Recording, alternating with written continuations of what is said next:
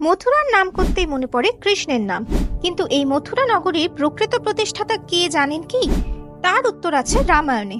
রামায়ণ বলে এই মথুরা অঞ্চলে এককালে ছিল ঘন জঙ্গল, আর সেই জঙ্গলের রাজা ছিলেন রাক্ষস রাজ মধু। তার নামেই এই অঞ্চলের নাম ছিল মধুপুর বা মধুবন। রাক্ষস হলেও স্বভাবে মধু ছিলেন সৎ, দয়ালু, ধর্মভীরু।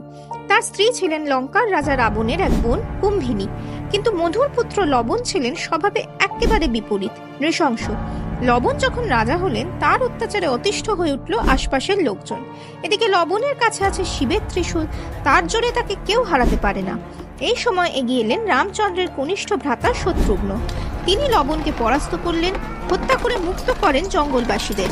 এরপর সেই জঙ্গল পরিষ্কার করে শত্রুঘ্ন সেখানে গড়ে তুললেন এক সুপরিকল্পিত নগর। নাম দিলেন সেখানকার আদি শাসক মধুর নাম মনে রেখে মথুরা।